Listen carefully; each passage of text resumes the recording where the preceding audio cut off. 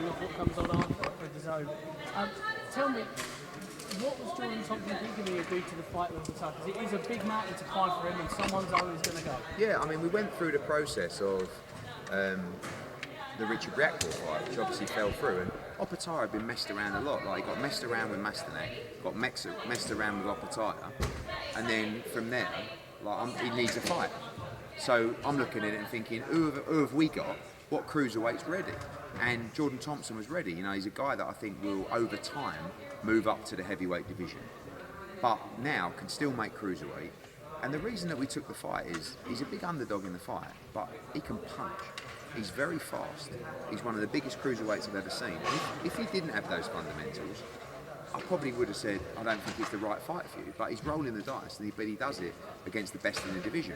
You know, he does it against the IBF champion, the Ring Magazine champion. And in one fight, Jordan Thompson can really go from very little resume at world class to the main man in the division. But Obatara looks like an absolute lunatic, to be honest with you. I mean, he scares the life out of me. Like, Jordan's mentally solid, sound, like ready for the fight. And I love the fight. I think it's a really electric world title fight, and yeah, looking forward to it. And there's a lot of young talent on this way. You know, it's very difficult to put into words what it means to these young fighters fighting with the potential IBF world champion. So, how do you think it brings on people like George of Maisie Rose and others? Yeah, I mean, I think when you sign a fighter, you have an obligation to take them on that journey. It's very expensive, actually. I know I talk about money, but when you decide to sign a fighter, and you need young talent, but when you decide to sign a fighter, you have to be willing to invest in them to give them the opportunities to progress. We do that better than anyone, in my opinion. And I think when you look at George Liddard, you look at Maisie Rose Courtney, particularly Jimmy Sains as well, who's debuting on Saturday, you make that investment over kids that you think are going to go on and have the potential to go on and become a world champion. And obviously if they're popular and they sell tickets as well, fantastic. But, you know, I think you're in a position there where those three, particularly from the same gym, very exciting.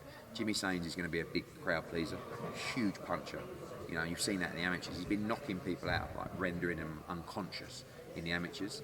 So when he gets those small gloves on, he's going to be a real danger and a real threat. And, you know, it's one of my most pleasing missions as a promoter is to take the young fighters to world championships. I mean, if you look at the likes of Cal Yafai, Charlie Edwards, Callum Smith, AJ, Katie Taylor, you know, all these fighters, Ellie Scottney, that turn pro with us, and you take them on that journey to world title. That's the most exciting and pleasing part of the job.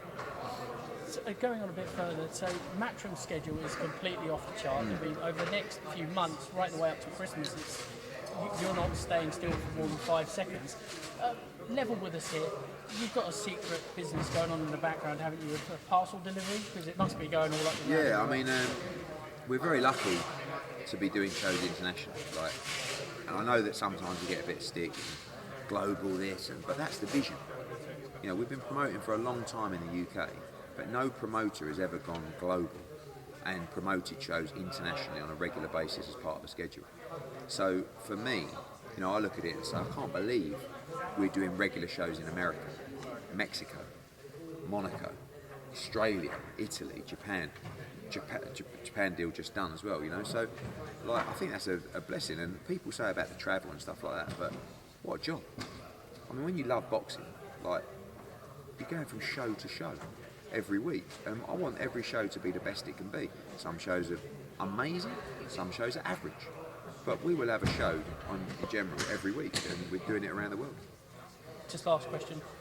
How does that affect family life from a personal point of view? Because it must be really, really tough to be away a lot. I think as a kid, I had the same thing. Do you know what I mean? So I think my kids have always just experienced that. I've never really been around that much. But it's kind of accepted. Like, my dad was never around. But I never feel like, even now, I'm at 44, I never look back and go, my dad weren't around a lot. Because when he was around, he was all action. Do you know what I mean? He would get back after being in the Far East for 3 weeks on a snooker tour, and he would play with me for 3 or 4 hours in the garden. And that, you know, so I just think when you're around it, it just becomes expected. But the harder thing is trying to put in the quality time when you get back. and get home when you're knackered. Do you know what I mean? And that's when you get back. Especially now, I've got a 13-year-old daughter. And it's like so painful. And it's like, you know, I get back from 2 weeks away. Bella, what? You know, have you seen Kevin and Perry? You know that thing. What? How are you? Yeah, I'm good. What do you want? I haven't seen you for 2 weeks. I know. Go away. I'm on the phone. Okay. The government wants us to save energy, and the kids are just... So, but the hardest thing, like you say, is like, you know, get back and you want to spoil them and you want to take them out, and you know, family is important. So, but also you have to be really selfish and you have to be a bit of an arsehole if you want to be the best at what. I know, but if you want to be the best at whatever you want to do, you have to make sacrifices that people have to understand. Like, that's just the reality. And if they don't understand it, then, you know, there's a conversation to have to say, oh, but I'm passionate about this. And you need people to understand. And hopefully when you talk about kids and stuff like that, they will understand. Like, I understand that my dad changed his life and our family's life by making those sacrifices. I'm okay with it. Do you know what I mean? Yeah. Just hope that my kids feel the same way. Alright, Eddie, are you sick of getting flack for the whole Conor Ben situation? I feel like it's a little bit disappointing because I don't feel like everybody gets treated in the same way. Do you know what I mean? And also, you know, I'm not saying that I'm concerned about other people you don't hear stuff on, but other fighters have failed drug tests. I've not seen one report on it. I've not seen one interview on it. And I know that Conor's high profile and he's probably not done everything completely right. But it has been over a year now of everyday conversations about Conor Ben. Do you know what I mean? And it's like, and the thing that annoys me most is Conor Ben went through the UCAD the hearing, when I don't, you know, I'm not saying he shouldn't have, but he did, and won. Like, whatever way you want to look at it, he won that case. But that's not even really been acknowledged. It's just like, yeah, but he hasn't cleared his name, has he? Yeah, but he went through the process, and he did everything that was asked of him, and he won. Can't not acknowledge that. So, yes, is the answer to your question. Yeah, obviously, I see it on Talk Sport and everything. Everyone brings you up, and what's going on here? Eddie Hearn. What are the rumours that there might be fight bonuses for the performance of the night for this weekend? This weekend, or what about your show? Well, I'm going to win that. That's why I'm trying to get him in place for. Yeah, what do you think about performance week? Can we talk about that? I'll sit down. Knockout of the week.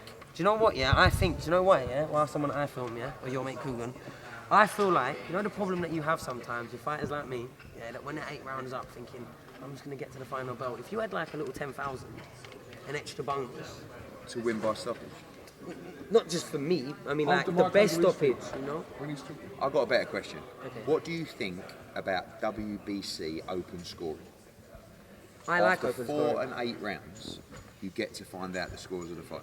We had that when Florian beat the Mexican kid, and it was quite good because it lets you know where everything's at, and then you got 4 rounds to work on. I like it. I like open scoring, and I think it will hold the judges a lot more accountable, and we'd probably stop seeing as many decisions like McCaskill, Sandy Ryan.